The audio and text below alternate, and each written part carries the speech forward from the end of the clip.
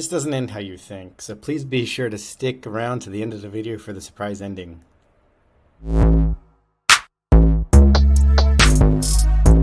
One of the reasons I set up this channel is to take people from beginner to world class. Now, you can't do that in a year. Definitely can't do that in a day or two. So I wanted to start by setting out some frameworks for how organizations have laid out what world class is in a specific discipline. So let's explore a few of those today.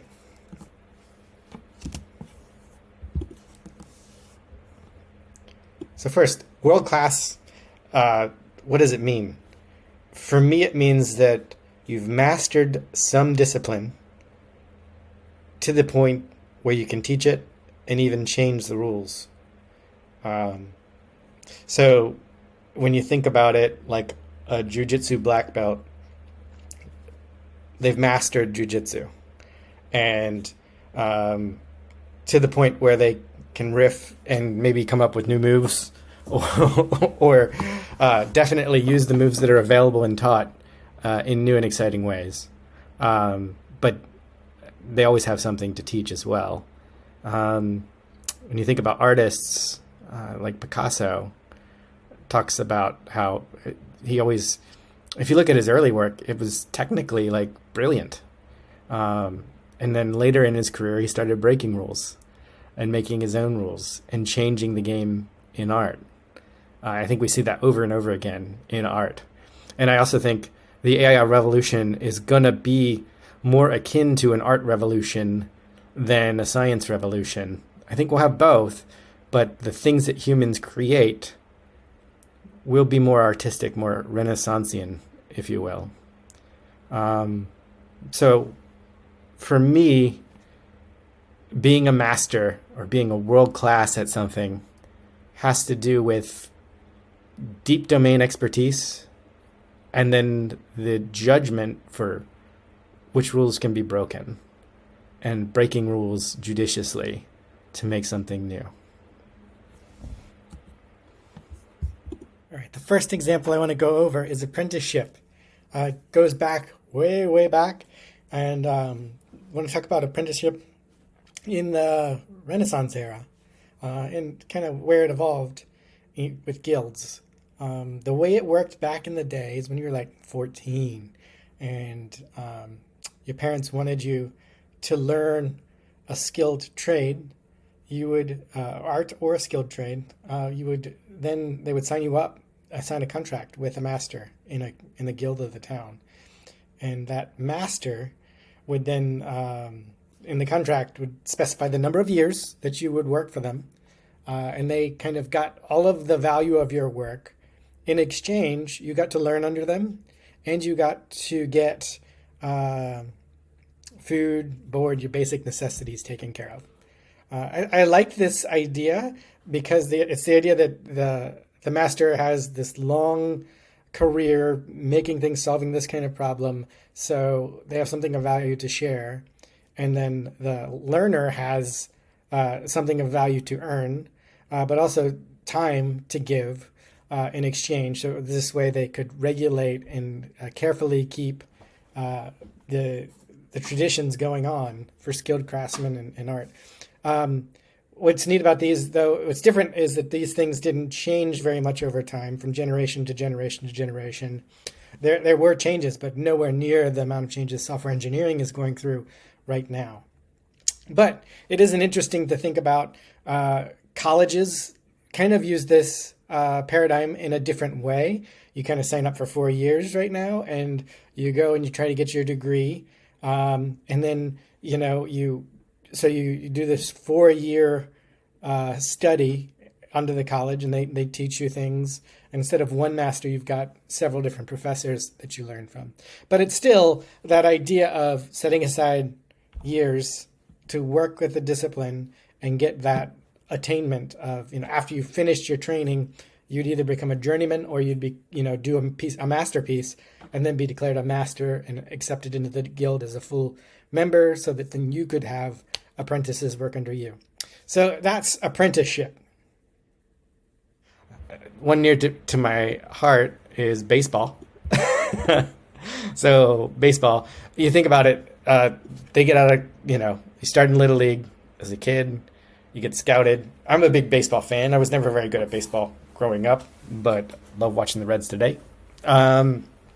Anyway, they get scouted, signed, or they go to college, signed onto a team in an organization, and that organization kind of signs up as the protector, if you will, kind of like the master did in the in an apprenticeship kind of thing, where you're like with the Reds organization or the Braves organization or whatever, and that organization has affiliates.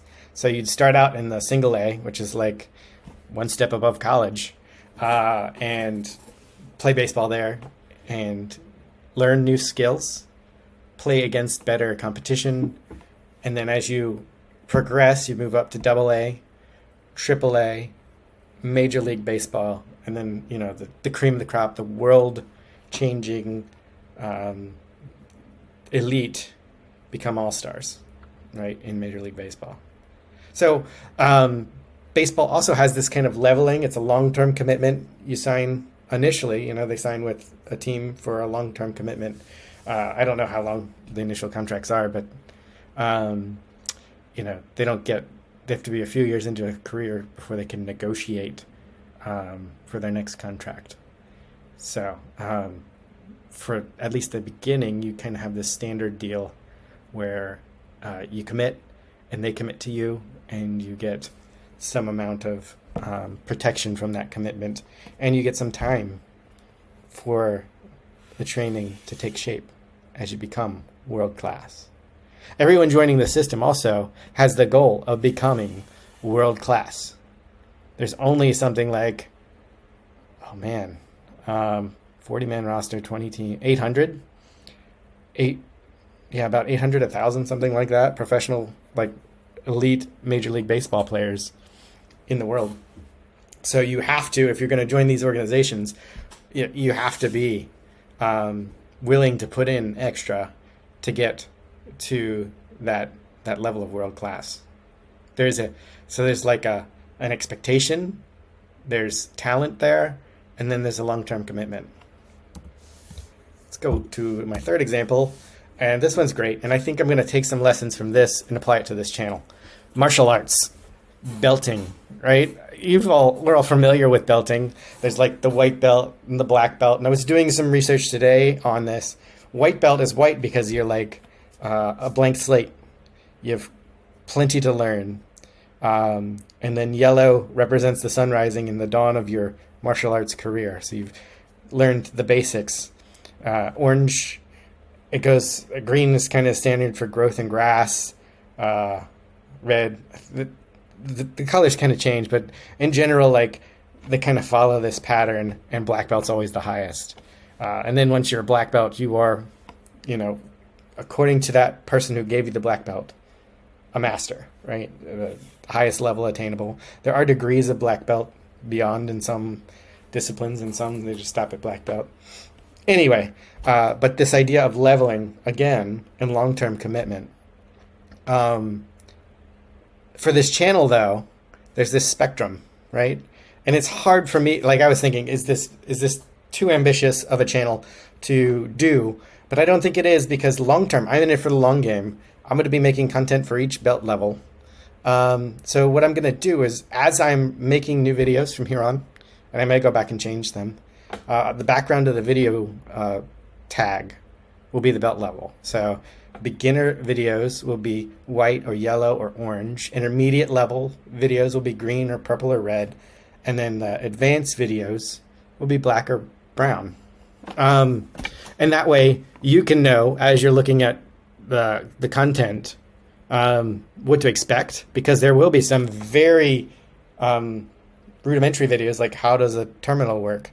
And then some very advanced ones like vector math or how we do create a RAG application, or who knows, we'll see.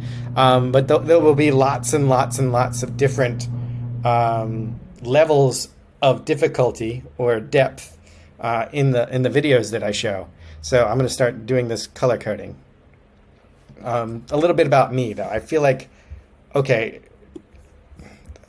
to be honest, there is, am I qualified to be teaching this sort of thing? So I think you should know, before we start, a little bit about me, or as we start, if you're curious about me and my career and how I got to where I am now, in my career, right? So I graduated college, double major, computer science, computer engineering, 2005. So a long time ago.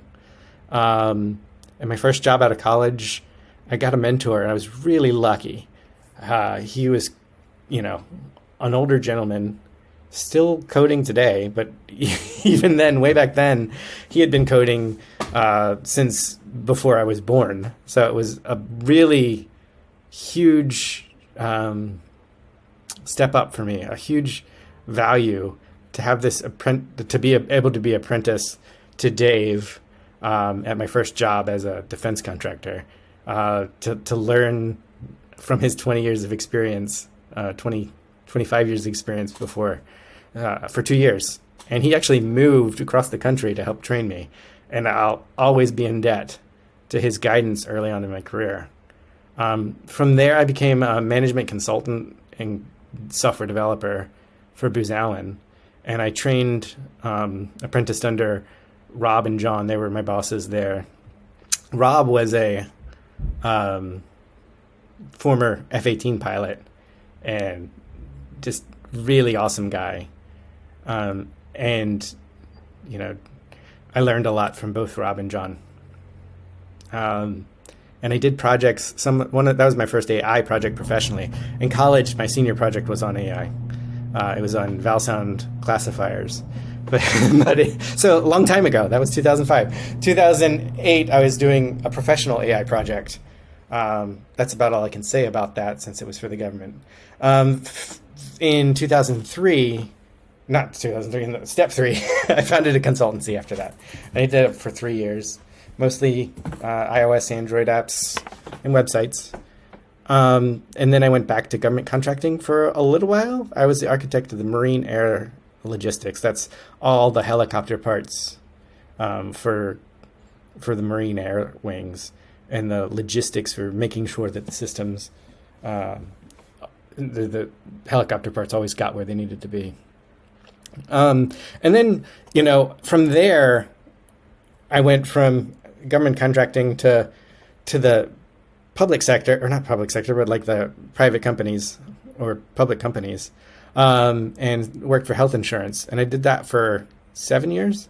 And I was the architect of Sydney Health, which is the first AI consumer app in healthcare.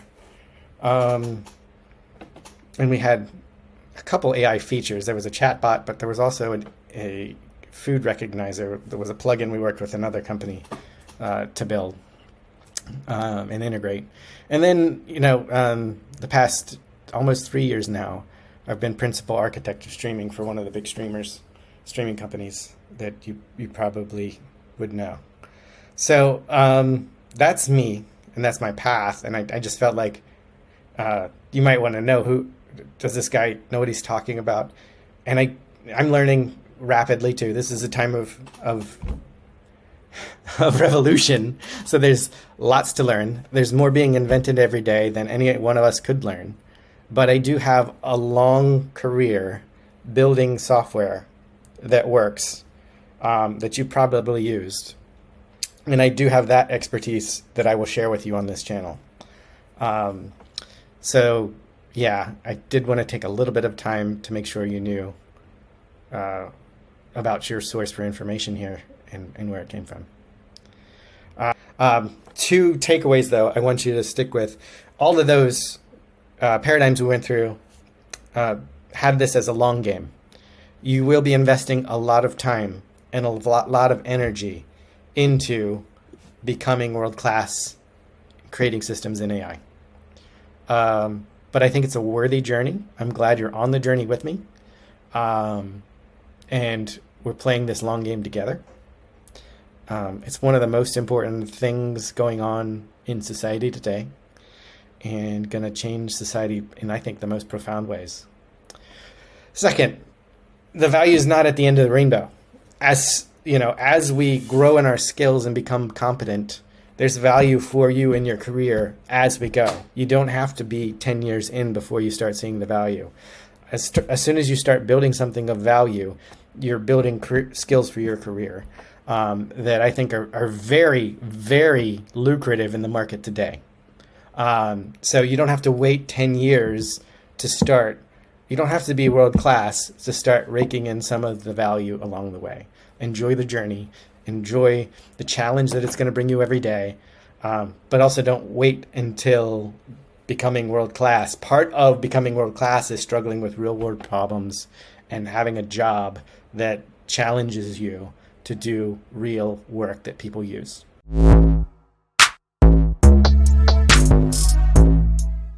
So while it is a long game and there's value along the journey, I did want to point out some logical fallacies in the paradigms that I set forth earlier in this video.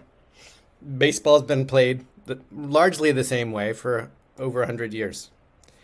Same with martial arts. It's not there are changes and it does evolve, but it's not as volatile as the times we're in now with technology. We're in a revolution and the rules are changing.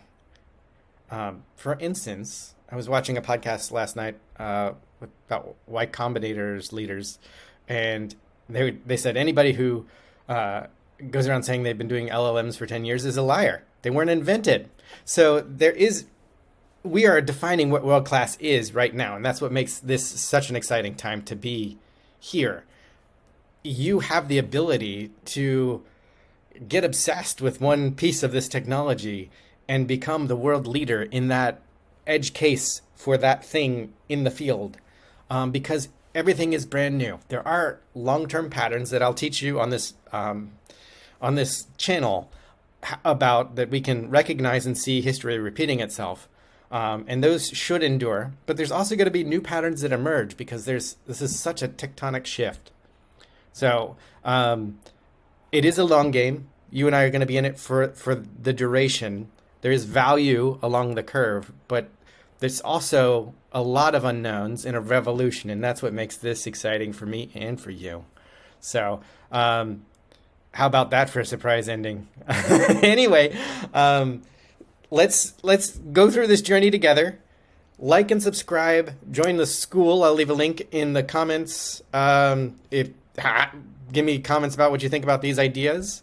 Any other paradigms that come to mind that, how we recognize world class. I'd love to hear them and continue the conversation.